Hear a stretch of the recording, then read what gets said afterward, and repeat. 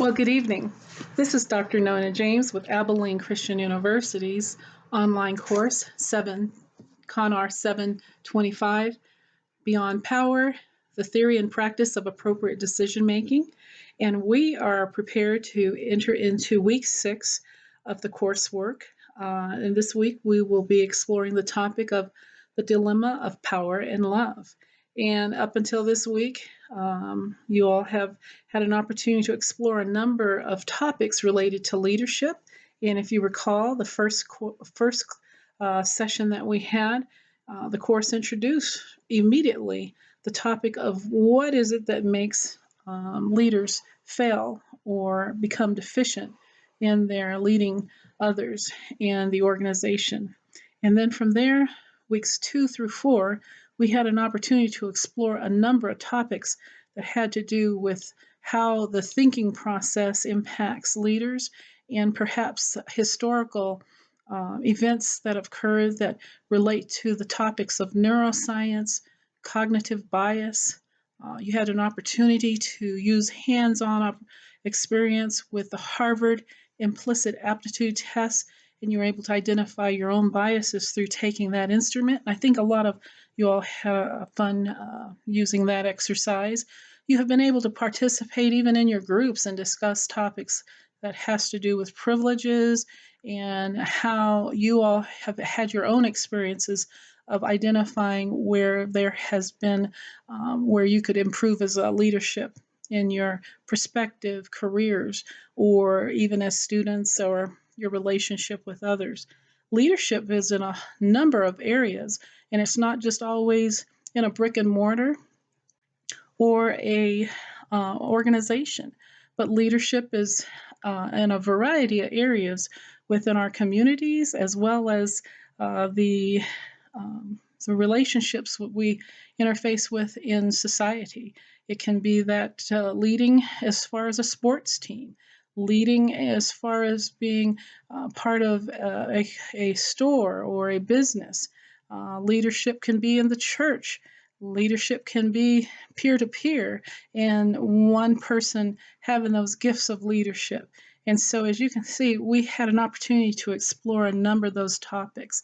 One area we talked about also was the systems, System 1 and System 2, and automatic thinking or responses, and then System 2, where there is a little bit of refrain and being able to determine what is appropriate or important to do, kind of slowing us down before we make those impromptu decisions that can impact. And so as you can see, we have delved into a lot of topics. I'm going to be brief this week. You all have done wonderful with the assignments that you have submitted and your contribution to the coursework. The discussions you have been very informative, and I do appreciate the interface that you all have provided to one another. I also want to commend all of you for just the wonderful level of respect and dignity in your communication with one another, and how you've encouraged one another as you have participated in your discussions. And so for that, I am very grateful for your participation. So I want to be very brief so that you can get back to your studies for this week and wrap up. But you will be using 2 of your resource materials for your required reading this week. Most of your reading is going to be coming out of Adam Kahane's book, which has to do with power and love and the theory and practice of social change. You'll be using chapters 1 through 6 and then looking at the conclusion. In Kahane's book, he is going to be taking apart power and discussing degenerative and generative, and how one of them allows for there to be the generative as far as enriching, how there's the impact when it comes to power, and then degenerative, which is where the individual is self-reflective and their intent is related to themselves. And then he looks into love and how the same degenerative love and generative love, and from the same concepts. And I think you're gonna find those very interesting as to how he articulates those.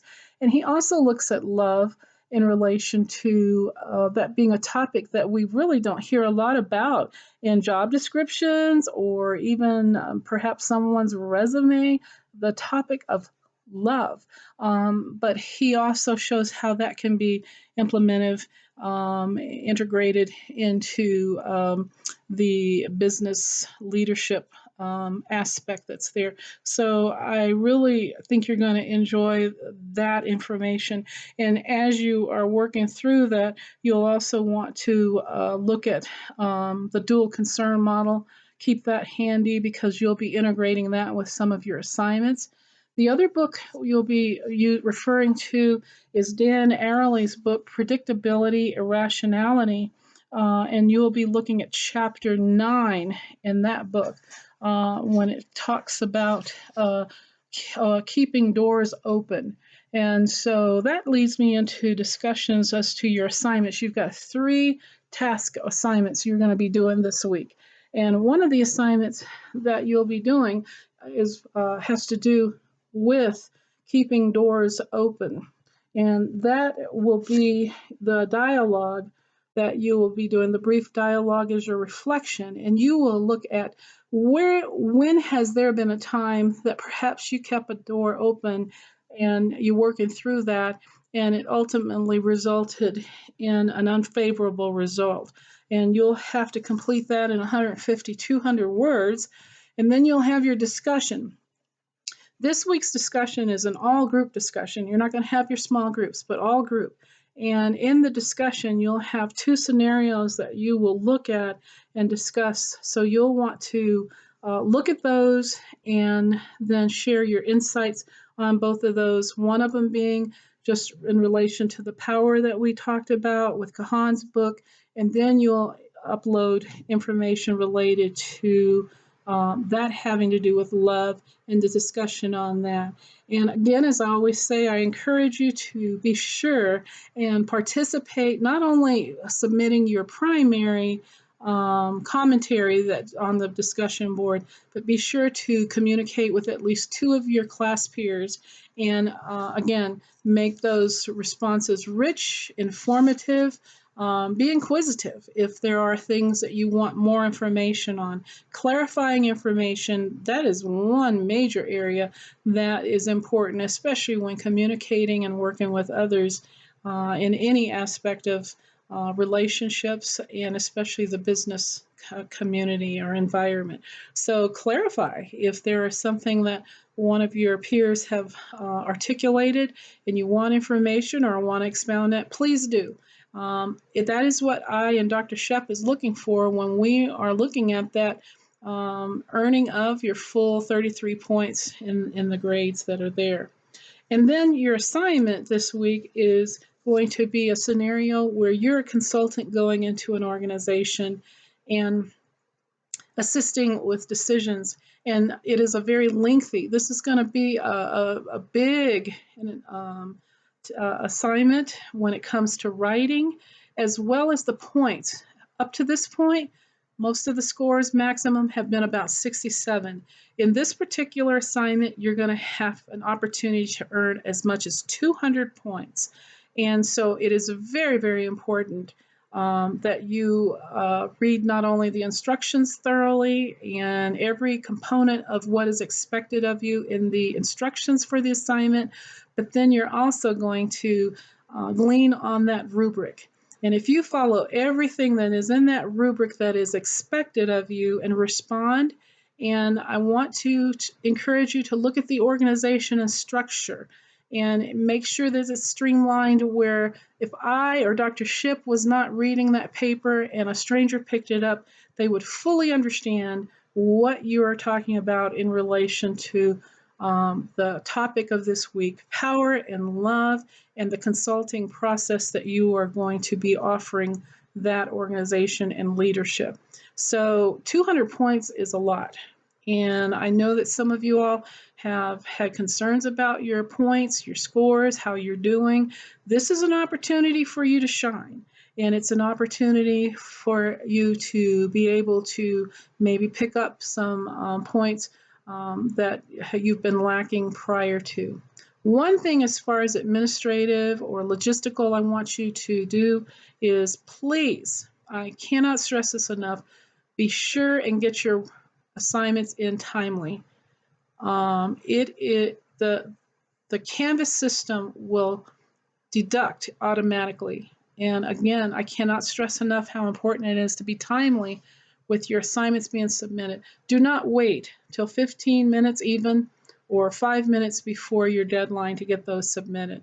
And once you submit them, if there's any issues at the last, please don't pull them out and then try and resubmit them and something happens and you're a minute over the deadline because you're going to lose points. I have seen students that have had a stellar score, solid A, and they end up, or even a B, low B, and they end up doing that last perhaps scenario and trying to resubmit. Oh, I forgot to put the period, or I see this, and then that system deducts them and they end up getting a C and sometimes failing for that particular assignment. So if there's something that's an issue, just go ahead, get it in, and be sure and be timely within enough time that you're not trying to chase the clock. And then if it's something real important, email me and just say, Dr. James, I meant to put this in, or I recognize that I didn't get this, please be aware of it. And I'll take that in consideration. But if you are late past the deadline, there's nothing that I and Dr. Shipp can do, not unless you've heard me say before, it's an emergency. The other is please be sure and let the APA manual be your best friend next to your computer. And when you do your last little edits, make sure you just check and balance what you're doing and cross-checking for proofing and making sure that your style and formatting for your citations and references are correct. From the web links, from the titles, be sure and italicize the books if it's a book. Be sure and put retrieved from and then the hyperlink if you're pulling articles from the internet. These are all important, and you can lose points based on just the mechanics of your paper, and you still have a good paper, but it's just the mechanics.